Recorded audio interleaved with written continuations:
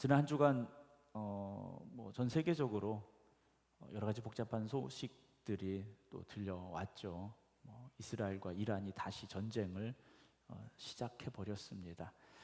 중동 지역의 정세야 항상 언제든지 전쟁이 일어나도 이상하지 않은 지역이긴 합니다만, 그래도 평화가 조금 더 유지될 수 있었으면 좋았을 텐데, 이런저런 일들로 인해서 이스라엘이 이란을 공격했고, 또 이란은 가만히 있지 않겠죠. 이스라엘을 공격하는 상황. 또 인도에서는 비행기가 추락해서 승객 한 명을 제외한 전부가, 또 이 비행기가 추락한 지역에 있던 학교 기숙사라고 그랬나요? 그 지역의 학생들 상당히 많은 숫자가 또 사망하는 일도 있었습니다.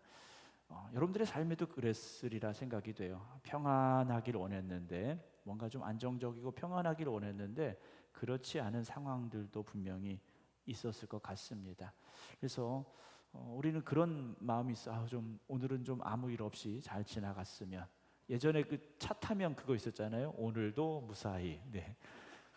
그거를 보신 분들은 상당히 그래도 나이가 좀 있으신 분들이에요.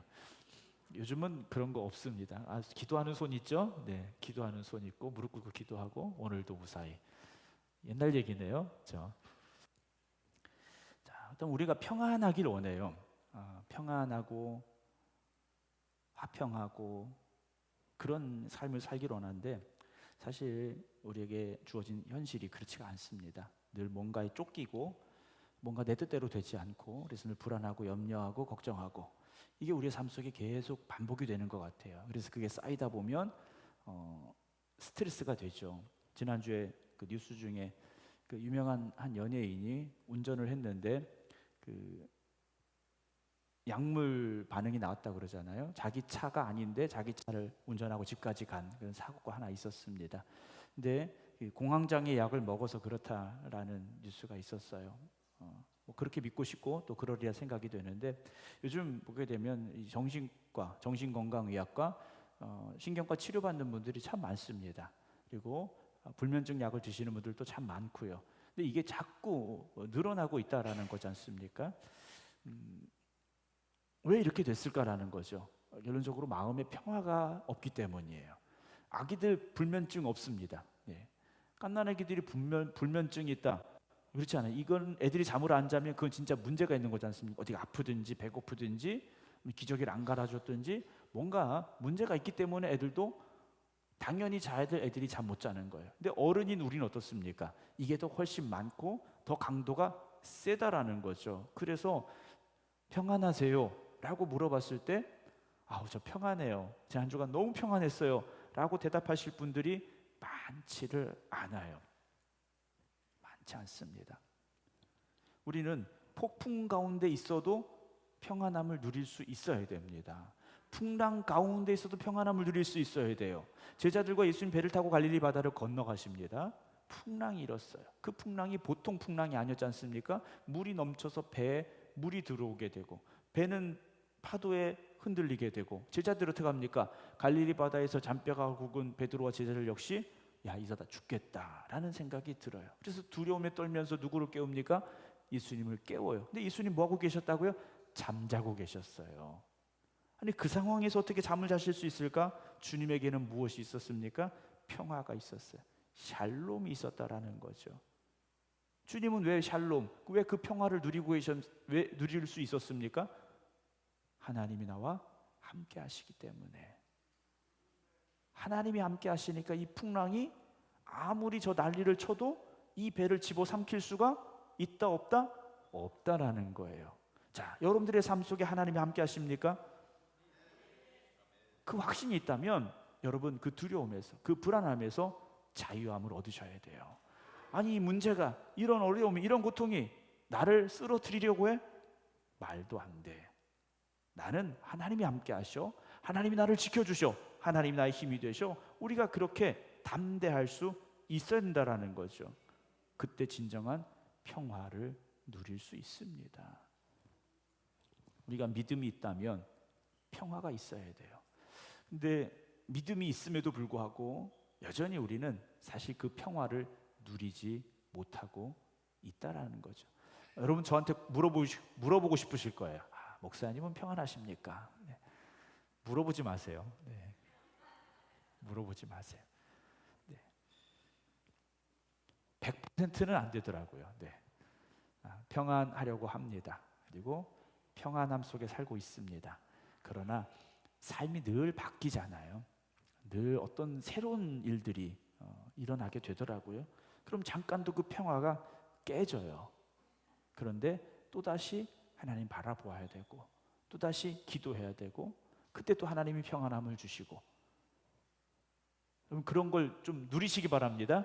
네, 뭐 이렇게 강 건너 불 구경하듯이, 네, 뭐 그런 사람도 있구나 하지 마시고 여러분 평안함을 누리시기 바랍니다. 자, 우리가 평화를 누리려면, 이 화평을 얻으려면 어떻게 되는가? 일단 여러분 하나님과의 관계가 바로 서야 됩니다.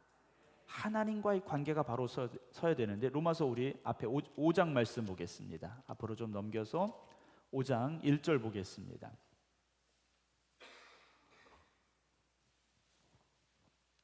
로마서 5장 1절입니다.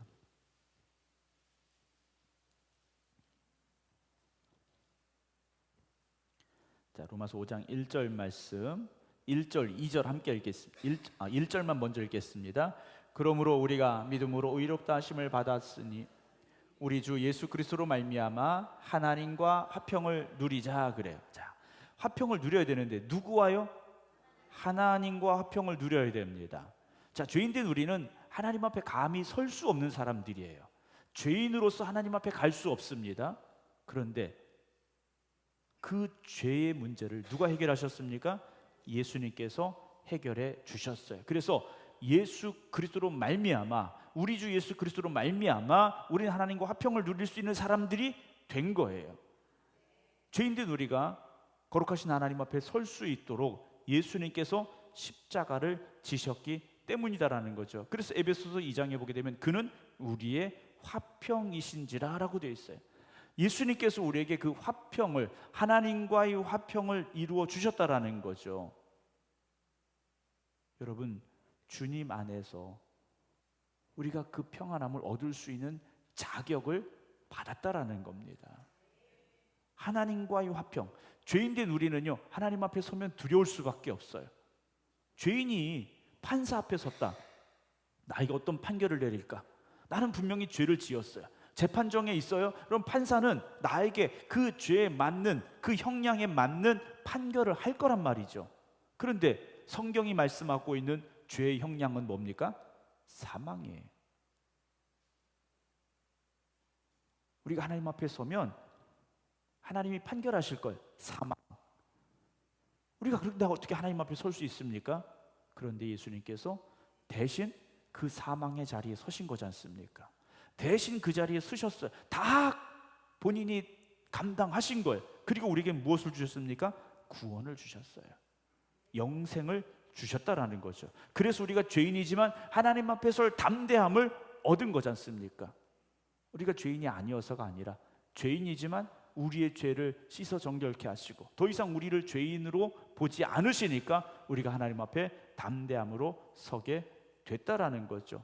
그것을 성경은 하나님과의 화해라는 말로도 설명을 합니다.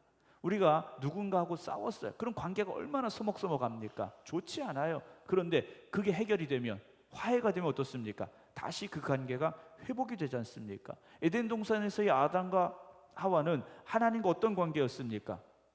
함께하는 관계였어요. 함께하는 관계였습니다.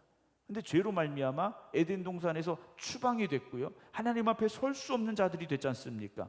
그런데 이제 다시 하나님 앞에서 죄의 문제가 해결되어지니 하나님과의 관계가 회복이 되어졌고 하나님 주시는 평화를 누릴 수 있는 사람들이 된 거라는 거죠. 여러분, 그래서 여러분들 마음속에 그 평화가 있으셔야 됩니다. 그 평안함이 있으셔야 돼요. 평강이 있으셔야 돼요. 그래서 우리가 세상에 나갈 때 세상에 그 평화를 누리지 못하는 사람들에게, 평안을 누리지 못하는 사람들에게 우리가 말해줄 수 있어야 됩니다. 여전히 평화가 없으신 것 같은데, 내가 평화를 누리지 못하는데, 내가 교회 안에서 내가 하나님과의 관계 속에서 평화를 누리지 못하는데 우리가 어디 가서 그 평화를 이야기할 수 있겠습니까? 절대 말할 수 없어요. 절대 말할 수 없습니다. 이 소문난 베이커리 카페가 개업을 준비하고 있는데 맛이 있어야 될 것 같아요. 네. 우리가 가서 먹었는데 맛이 없으면 이 소문을 내기는 내야 되는데 좀 그렇잖아요. 그러니까 지금도 빵 맛있게 만들고 계시는데 커피도 맛있고 음료도 맛있게 만드셔야 돼요. 성도들은요, 교회 안에서 그걸 먼저 누릴 수 있어야 됩니다. 교회 왔는데 막 뭔가 막 마음이 답답해요. 네. 점심 먹었는데 막 취할 것 같아요. 그러면 안 된다라는 거죠. 아까 목사님 식사하시면서 교회 분위기가 너무 좋다고 얘기를 하시더라고요. 교회가 평안함이 있어야 됩니다. 근데 우리가 흔히 말하는 문제 있는 교회, 평안하지 않아요. 평안할 수도 없습니다. 그런 교회 누군가 왔다? 왠지 부담스러워요. 그분도 뭔가는 모르지만 가시방석에 앉은 것 같고 힘들어요. 근데 우리는 내 집 같아야 됩니다. 잠이 와도 괜찮아요. 네. 밥 먹었는데 졸릴 수 있죠. 네. 주무셔도 돼요. 네. 괜찮습니다. 저 시험 안 들어요. 네. 주무셔도 돼요. 네. 하나님이 주시는 평안함을 누리는 우리가 되어져야 됩니다. 그래서 그 평화가 우리 안에 뿌리 내리고 우리를 그 평화 안으로 자꾸 인도할 수 있어야 된다는 거죠. 그 평안함의 뿌리가 깊이 내리면 세상의 풍랑 가운데도 우리는 평안할 수 있습니다. 두렵지 않다라는 거죠. 성령의 열매로서 이 화평은요, 우리가 구원받은 이후에 누릴 수 있는 하나님이 주시는 축복입니다. 성령 충만한 사람은 이 화평의 열매가, 평화의 열매가 우리 안에 임재해야 됩니다. 바울은 아마도 그런 평화를 우리에게 말하고 있는 것 같아요. 하나님과의 평화 누려야 됩니다. 그러면 하나님께서요, 우리에게 평화를 주셔요. 평안함을 주십니다. 예수님께서 마태복음 6장에 왜 걱정하니? 라고 말씀을 하셔요. 왜 걱정하니? 목숨을 위하여 무엇을 먹을까, 무엇을 마실까, 몸을 위하여 무엇을 입을까 염려하지 말라. 목숨이 음식보다 중하지 아니하며 몸이 의복보다 중하지 아니하냐. 공중의 새를 보라. 심지도 않고 거두지도 않고 창고에 모아두지도 아니하되 너희 하늘 아버지께서 기르시나니 너희는 이것들보다 귀하지 아니하냐. 너희 중에 누가 염려함으로 그 길을 한 자나 더 할 수 있느냐 물어보셔요. 염려가 있습니다. 우리가 세상의 것을 바라보면 누구나 다 염려할 수 있어요. 근데 주님 뭐라고 말씀하십니까? 믿음이 작은 자들아, 그러므로 염려하여 이르기를 무엇을 먹을까, 무엇을 마실까, 무엇을 입을까 하지 말라. 이는 다 누가 구하는 겁니까? 이방인.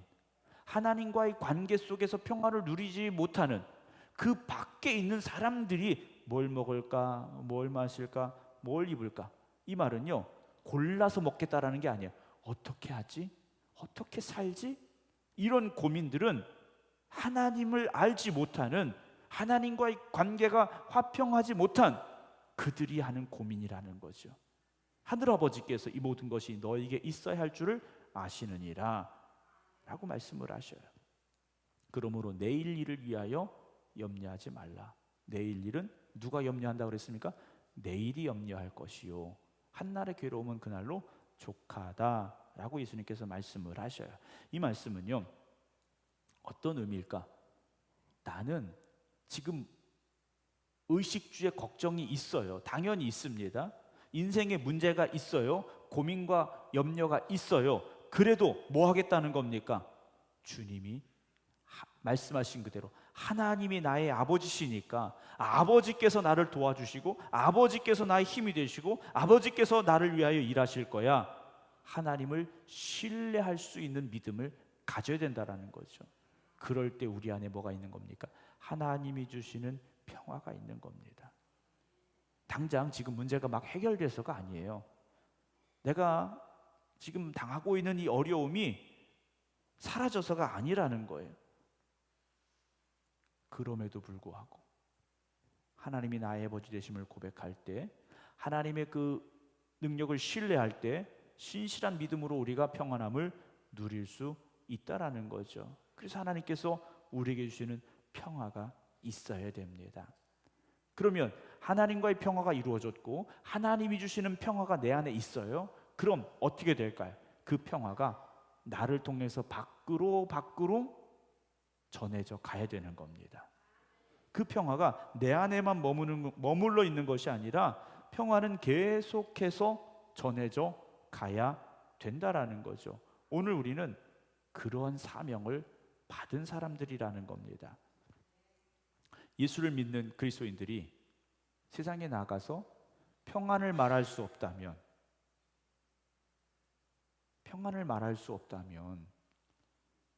세상에 어떤 누가 교회를 오고 싶어 하겠습니까?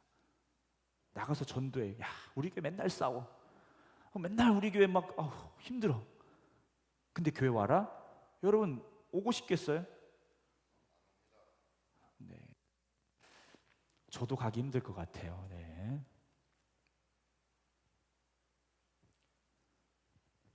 그게 중요한 문제입니다. 별거 아닌 게 아니에요. 정말 중요한 문제입니다. 우리가 그 평화를 이제 남들에게 전할 수 있어야 되는데 어떻게 전해야 되는가? 일단 우리 교회 안이 평안해야 된다고 말씀을 드렸잖아요. 그러려면 서로를 업신여기지 말아야 됩니다. 존중해 줘야 돼요. 교회는요 다 똑같습니다. 다 똑같아요. 더 잘난 사람도 못난 사람도 없고요. 높은 사람도 낮은 사람도 없는 곳이 교회가 되어져야 됩니다. 그래서 교회는 똑같다라는 거죠. 근데 이 똑같다고 그래서 무시하거나 뭐 낮게 보여서 된다는 말씀이 아니에요. 업신여기지 말라. 즉 존중해 주어야 될 대상이라는 겁니다. 교회에서는요, 될 수 있으면 직분을 붙여서 말씀하시는 게 좋아요. 네. 예를 들어서 아무개 장로님, 아무개 권사님, 아무개 집사님. 여러분 님자를 붙여서 말하는 것하고 그거 아닌 거하고는요 차원이 달라요. 네. 말이 편해지면 실수하게 돼 있습니다. 말이 편해지면 실수하게 돼 있어요. 제 아내는 항상 저를 보고 뭐라고 부를까요? 네, 목사님 이렇게 불러요. 네. 근데 그게 아니라 어느 날 야! 이러면 어떻게 될까요? 예, 저 집에서 나와야 돼요. 그때는 빨리 대피를 해야 돼요. 네. 네, 그럴 일은 없고, 네, 그러지도 않았습니다만, 교회 안에서 나보다 나이가 어리다고 또는 나보다 교회를 나온 지 얼마 되지 않았다고 여러분 오히려 더 존중해 주셔야 돼요. 네. 새신자 여러분 존중해 주셔야 되고, 물론 우리가 믿음 안에서 한 형제와 한 자매입니다만 세상적인 친구, 세상적인 관계가 아니라는 거지 않습니까? 그래서 서로를 존중할 수 있어야 돼요. 또 뭘 해야 되느냐? 비판하지 마시기 바랍니다. 사람이 완벽하지 않아요. 네. 실수도 있고 허점도 있어요. 근데 이걸 지적하고 비판하지 마세요. 물론 훈계와 권고가 있어야 됩니다. 권면이 있어야 돼요. 그러나 그것이 비난하고 비판하는 그런 것으로 나와서는 안 된다라는 거죠. 서로를 존중함 안에서 권면해주고 이끌어줄 수 있어야 되지 비판은 하지 말아야 돼요. 그게 없으면 교회는요 혼란에 빠집니다. 질서가 없고요 사랑이 없어지기 시작해요. 그래서 평안한 교회들, 사랑이 넘치는 교회들 가보면요 서로가 서로를 존중합니다. 존중하고요 칭찬해주고요 격려해줘요. 예전에 그런 이제 우화가 있었어요. 천국과 지옥이 숟가락 길이가 이만씩하다고, 이만씩하다고 그랬어요. 근데 지옥은 서로 먹으려고 난리를 치다가 한 숟가락도 못 먹고 싸움만 하고, 천국은 어떻게 먹이겠습니까? 서로 떠서 먹여준대요. 우리 교회가 천국과 같은 교회, 그런 사랑이 있는 교회, 존중이 있는 교회 되기를 주님의 이름으로 축원합니다. 똑같은 상황이에요. 어느 교회든지 뭐 조금씩은 다를 수 있지만 크게 차이 나진 않아요. 그런데 존중과 격려, 사랑 이런 것이 없다면 비판하게 되고요, 무시하게 되고요, 결국 다툼이 될 수밖에 없다라는 거죠. 그럼 어떻게 되겠습니까? 교회를 떠나게 된다라는 거죠. 여러분, 주님은요, 우리를 똑같이 다 받아주셨어요. 주님께서 우리를 다 똑같이 받아주셨지 않습니까? 우리를 등급을 매기신 게 아니에요. 요즘 뭐 고등학생들 대학 가려면 내신 등급이라는 게 있지 않습니까? 1등급, 2등급, 3등급. 근데 주님께서 우리를요, 어떤 등급을 가지고 평가하신 게 아니지 않습니까? 다 똑같이 받아주셨어요. 주님이 우리를 똑같다고 하시는데 왜 우리끼리 뭘 구분하고 뭘 이렇게 차별을 하고, 뭐 지금 그렇다는 게 아니라 그래서는 안 된다라는 거죠. 그래서는 안 된다라는 거예요. 우리는 다 뭡니까? 똑같은 주인을 섬기는 종들이에요. 똑같은 주인을 섬기는 종들입니다. 우리는 어떻게 살아야 됩니까? 그래서 주를 위해서 살아야 돼요. 사나 죽으나 우리는 주님을 위해서 하는 사람들이 되어져야 된다는 거죠. 오늘 오전에도 목사님 말씀하셨습니다만, 마지막 그 심판대에 섰을 때 우리가 칭찬받는 자리에 설 수 있도록 여러분들에게 주어진 달란트를 잘 사용하시기 바랍니다. 잘 사용한다라는 게요, 나를 드러내고 나를 뭐 이렇게 하는 게 아니라 하나님의 영광을 위해서 쓰여지게 해야 된다라는 거죠. 그럴 때 교회가 평안할 수 있습니다. 평안한 교회는요, 사랑이 넘치게 돼 있고요, 그 교회는요, 성장하게 돼 있고요, 그런 교회가 하나님의 영광을 높여드리는 교회가 될 수 있는 겁니다. 사랑하는 성도 여러분, 오늘 우리가 진정한 그리스도인입니까? 성령의 충만함으로 살아가고 있습니까? 여러분, 화목하시기 바랍니다. 평화를 이루어 가시기 바랍니다. 고린도 후서 13장에 보게 되면요, 온전하게 되며 위로를 받으며 마음을 같이하며 평안할지어다. 또 사랑과 평강의 하나님이 너희와 함께 계시리라 라는